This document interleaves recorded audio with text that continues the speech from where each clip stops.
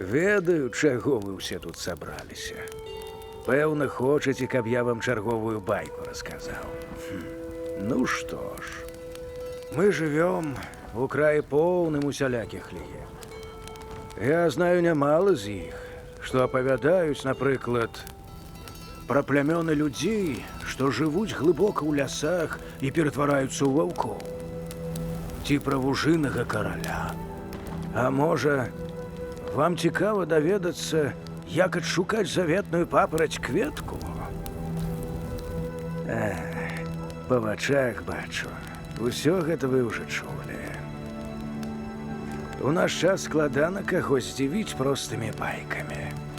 Зрэшты, ёсць у мяне для вас адна гісторыя. Але папярэджваю, яна можа вам не прыйсціся па густу.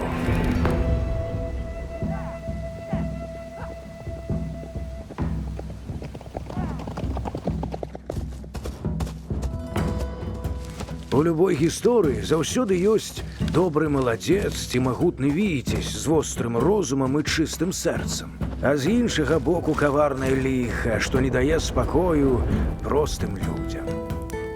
І, як заўсёды, менавіта нашага героя чакае змаганне з гэтай пачварай.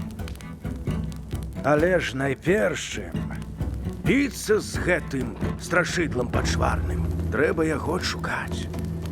І калі з добрым малайцом усё ясна і зразумела, то дзе ж адшукаць гідалішча паганае? Часта бывае, што ліха хаваецца не ў высокіх гарах, не ў глыбокіх пячорах, а прама ў чалавечых сэрцах.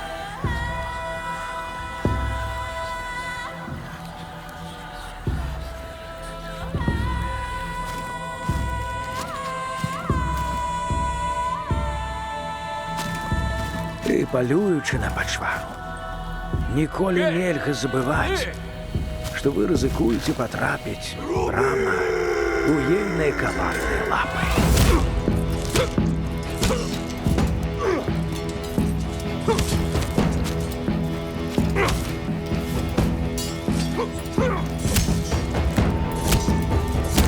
Ходь сюди!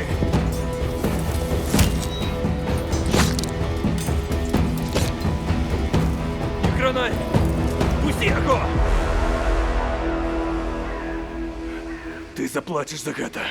Клянуся Богом, у апошній хвилини свайго нікчемного життя ти будеш моліць аб літості. Моя смерць нічога не зменіць. Ты можаш не верыць мне, юны ваяр. Але свет пабудаваны так. Для таго, каб нешта ўзяць, неабходна нешта аддаць наўзамен. А для перамогі табе прыйдзецца аддаць нашмат больш. Калі спатрэбіцца, я прынясу любую ахвяру.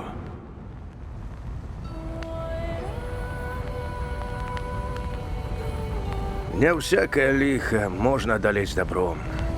Часам падобнае належыць лекаваць падобным. Але які будзе кошт ахвяры? Устройвайцеся зручней. Мой аповед толькі пачынаецца.